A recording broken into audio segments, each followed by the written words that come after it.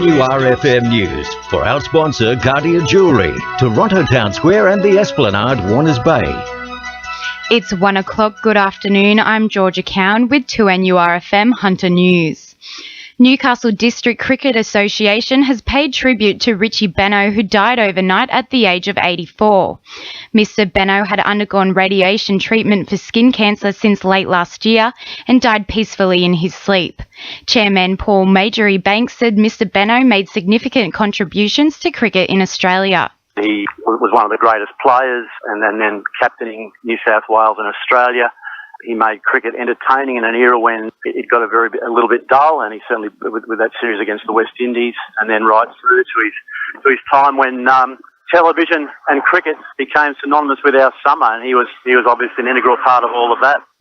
Work on Newcastle's rail corridor is still moving ahead despite the Supreme Court ruling disallowing the removal of the rail tracks. Construction is set to start in June, beginning with a new transport interchange at Wickham. Transport for New South Wales insists it doesn't need to remove the tracks and other infrastructure to start building the new station. Police have allegedly uncovered a large amount of drugs and firearms following a raid on a house at New Lambton. Detectives searched an unoccupied home on Hobart Road on Wednesday afternoon. Catherine Baczynski from Police Headquarters says 2 firearms were also found in the raid. Police allegedly located about 50 vials and about 700 tablets of a substance believed to be steroids, more than 15 grams of amphetamines, more than 51 grams of what is believed to be cocaine, 2 firearms, jewellery and cash. A 39-year-old man has since turned himself into police and is due to appear in Newcastle Local Court on June 3rd. Arrests in the Hunter for the possession and use of the drug crystal meth have doubled over the past 3 years. The so-called ice epidemic isn't consistent across the Hunter. Instead, it's concentrated in pockets of the region, with Newcastle, Lake Macquarie and Cessnock amongst the hardest hit. According to Hunter New England Health, about 850 people were treated for ice addiction across the region under the stimulant treatment program each year.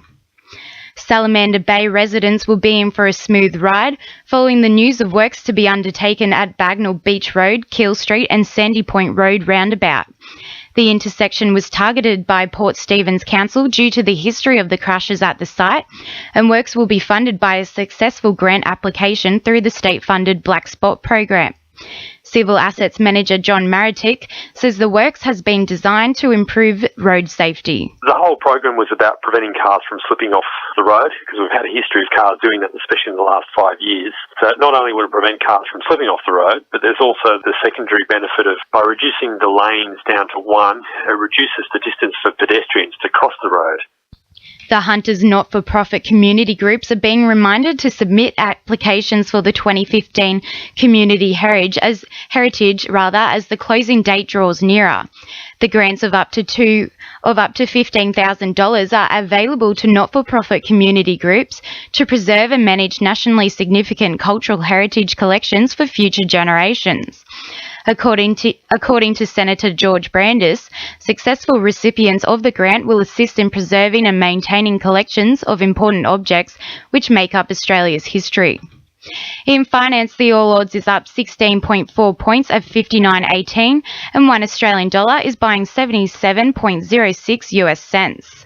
Sport for our sponsor newcastlecheapestcars.com.au. Now with sport, Tanda Chindove. The odds seem to be heavily stacked against the Newcastle Jets in the lead-up to their match against Melbourne Victory tonight at Amy Park. The Jets are currently sitting at the bottom of the table, and with senior midfielders Zenon Caravella and Ben Kantarovski out injured, the squad are prepared for a tough match. Young gun Nick Coburn says he's ready to step up. I wouldn't say that I'm used to A-League football yet, but, I'm really starting to get accustomed to it.